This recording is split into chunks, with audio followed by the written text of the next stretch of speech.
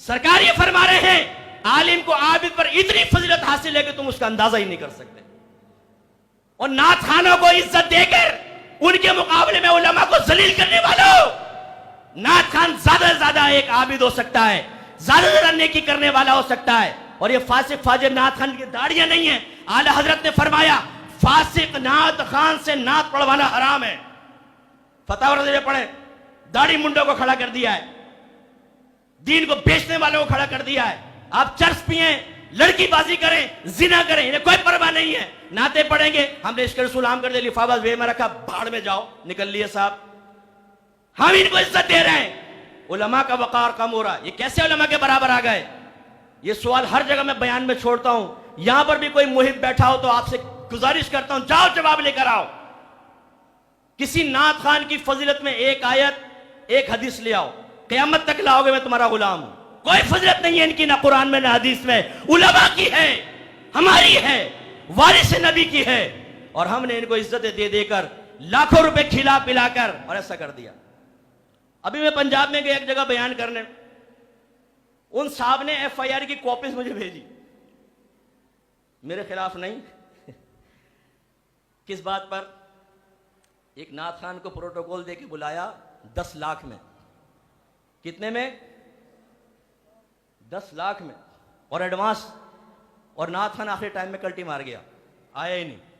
कहीं से 20 लाख मिल गए होंगे, भाड़ में जाओ। उस पर FIR कटवा दी उन्होंने कि हमारा 10 लाख के नुकसान के पैसा में हर जाने के साथ वापस दिलवाओ। मुझे कॉपीज भेजी उन्होंने। ये हाल।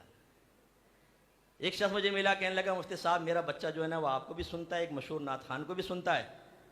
अब मैं सोच रहा हूं मुफ्ती बनाऊं या नात खान। आए हाय, अब देखे ना क्या हमने मकाम कैसा बराबर कर दिया।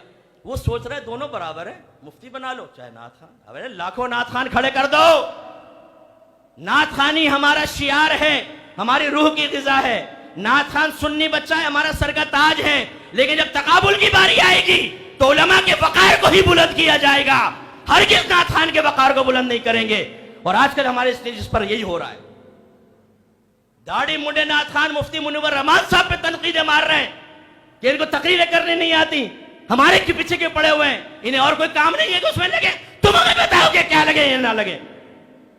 और ये अवामुन्नास है, ये हमारे सेठ है जो इनको पैसा लाखों रुपए दे के अपनी शादी की महफिल में बुला के इज्जतें देकर और उलमा के वक़ार को खत्म कर रहे हैं। नाराज मत हो कोई सेठ साहब, मेरी तकरीर सुने, रिकॉर्डिंग। अगर मैं गलत कह रहा हूं, मैं हाजिर हूं। सोल्जर बाजार में मेरी एकेडमी आई है, मेरे सामने बैठे हैं, हम क्वेश्चन करते हैं, करें हमारे साथ डिबेट कि मैं गलत कह रहा हूं या सही कह रहा हूं।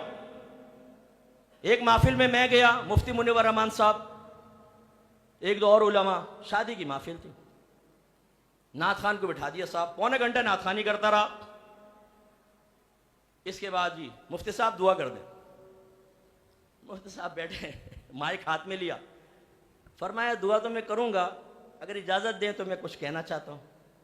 अब मुफ्ती साहब से कौन छीन सकता था माइक। फिर जो मुफ्ती साहब ने सही की तबीयत साफ की है ना, कि बड़े बड़े उलमा बैठे हैं, आपने पौने घंटा नात खानी करवा ली, 10 मिनट का बयान नहीं करवा सकते थे। मेरे भाइयों ये तब्दीली देखें आले सुन्नत में। कुरान से हम दूर, हदीस से हम दूर, सही तसव्वुफ से हम दूर, फिक़्ह से हम दूर, नात खानियों से करीब हो गए हैं। आज ज़हन बना दिया गया है, अपने बच्चे की अगर शादी कर रहे हो नात खानी कराओ बरकत होगी, कुरान पढ़ाओ बरकत नहीं होगी, हदीस सुनवाओ बरकत नहीं होगी, तसव्वुफ बयान करो बरकत नहीं होगी, फिक़्ह बयान करो बरकत नहीं होगी, नात खानी से होगी। पौना पौना घंटा नात खानी, इल्मी महफिल खत्म। हमारे बच्चे इल्म से दूर हो गए, कुरान से दूर हो गए। ये जो यहां बैठे होंगे बहुत सारे, ये कंजुल ईमान पढ़ें। कंजुल ईमान बेहतरीन तर्जमा कुरान है, कुरान नहीं है, तर्जमा नहीं है, तफसीर है। बिल्कुल सही कहा, मेरे आक़ा नेमत का कुरान, तर्जमा कुरान ऐसा ही है। लेकिन उसके कान में पूछेगा तूने खुद कभी पढ़ा है? कभी नहीं पढ़ा होगा। अभी आप पे लाजिम है, जो कंजुल ईमान की फजीलतें बयान कर रहा हो ना, उसके कान में पूछिएगा जरूर तुमने पढ़ा है और बगैर तफसीर के तुम्हें समझ में आया है? पूछे जरा उससे। हम लोग सिर्फ जबानी कलामी बातें, बाकी आला हजरत सबके उससे दूर होकर अपने ज़ाती मफादात की बातों का ज़िंदगी गुजार रहे होते हैं। मैं इंशाल्लाह अपने वक्त पे बयान खत्म